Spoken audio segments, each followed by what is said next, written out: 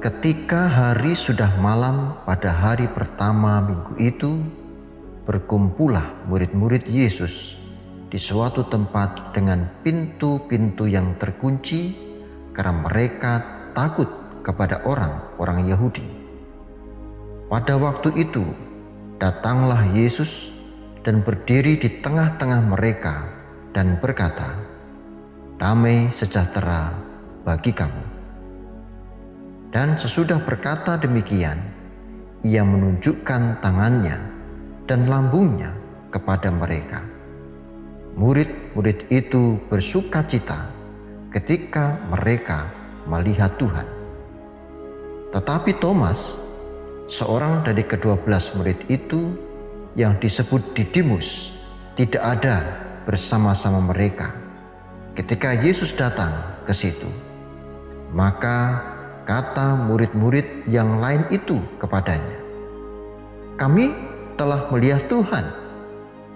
Tetapi Thomas berkata kepada mereka, "Sebelum aku melihat bekas paku pada tangannya, dan sebelum aku mencucukkan jariku ke dalam bekas paku itu, dan mencucukkan tanganku ke dalam lambungnya, sekali-kali aku tidak akan percaya."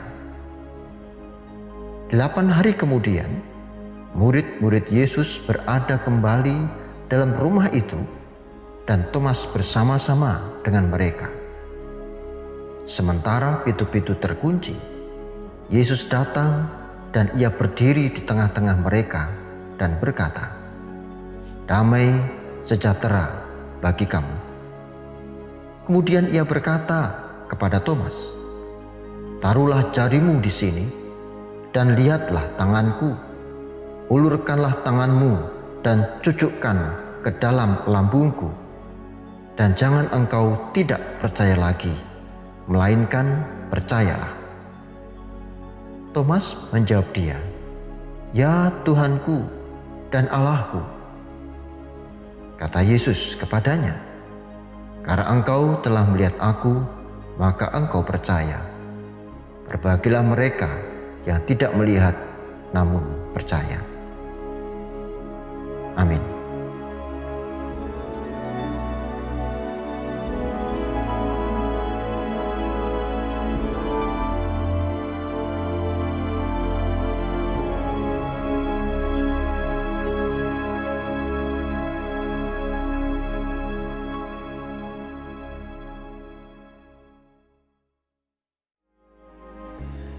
Salam Kalucingan. Kembali bersama dengan Rese saat ini dalam tema kehadiran. Saudaraku, respon terhadap suatu peristiwa yang buruk dalam kehidupan biasanya adalah takut dan khawatir. Misal, saudara kecelakaan hingga koma, maka kita akan takut sekaligus khawatir. Contoh lain, tas berisi dokumen penting tertinggal ketika kita naik kereta. Takut dan khawatir. Contoh lain lagi, anak tidak segera menikah.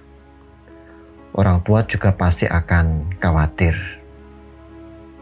Dan masih banyak lagi peristiwa buruk dalam respon takut dan khawatir yang bisa saja kita alami.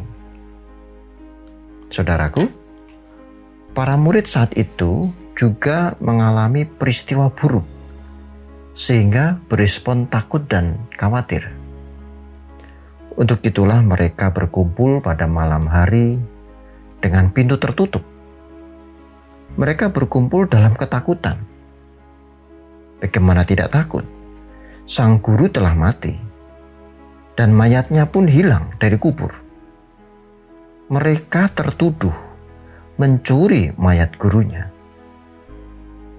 Dalam ketakutan itu, ruang iman mereka tertutup. Sebenarnya wajar, saudaraku, jika mereka takut.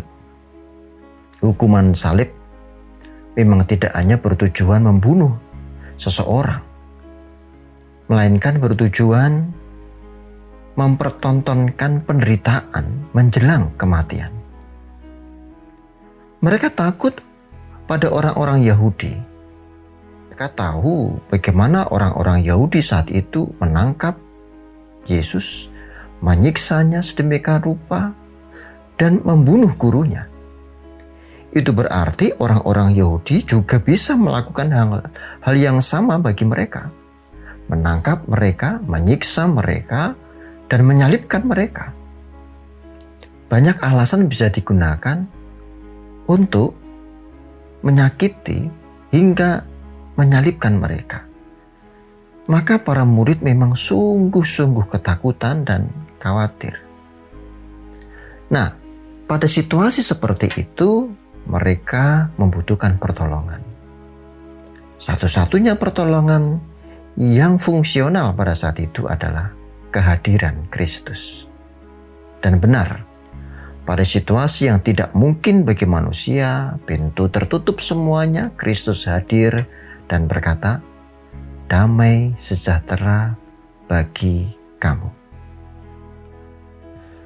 Pada situasi yang sama, dalam peristiwa buruk yang kita alami, yang kemudian kita respon dengan ketakutan dan kekhawatiran, kita juga membutuhkan pertolongan, kehadiran Kristus. Dan Kristus pun hadir. Sembari berkata kepada kita, "Damai sejahtera bagi kamu." Amin, saudara. Namun persoalannya adalah apakah kita merasakan damai sejahtera itu? Apakah damai sejahtera Kristus yang memang kita harapkan?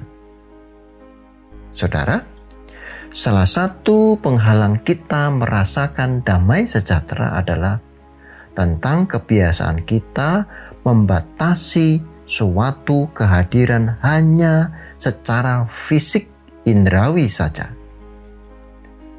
Hal ini pula yang dialami oleh Thomas. Sewaktu menyatakan, "Sebelum tanganku mencucukkan pada bekas paku di tangannya." Katanya begitu. Lalu, "Sebelum mencucukkan tanganku ke bekas tombak di lambungnya, sekali-kali aku tidak akan percaya." Begitu katanya, diukur secara fisik dan indrawi. Saudara, bukankah kita sering menjadi Thomas masa kini, yang mengukur kehadiran pada taraf materi, fisik, indrawi saja? Tuhan hadir, mana? Lalu mencari-cari mana Tuhan hadir. Saudaraku, standar ukuran fisik mata itu terbatas. Tuhan hadir mana? Lalu dilihat. Kita diingatkan, standar ukuran fisik mata ini terbatas. Kita tidak akan tahu sesuatu di balik pintu ketika pintunya tertutup. Kita tidak akan tahu sesuatu di belakang kita. Indrawi fisik kita begitu terbatas. Bagaimana mungkin sesuatu yang terbatas itu ingin melihat yang tak terbatas? Tuhan tak terbatas. Maka pada keadaan yang demikian, mari kita perhatikan kata Tuhan. Berbahagialah mereka yang tidak melihat namun percaya.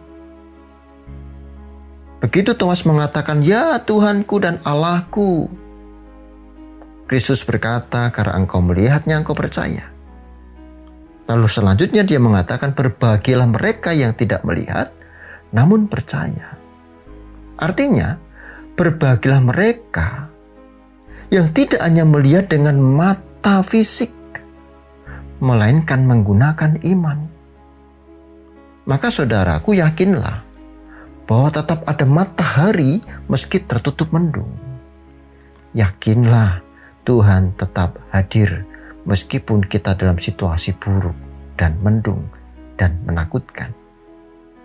Tuhan menolong kita. Amin. Salam Kalujengan.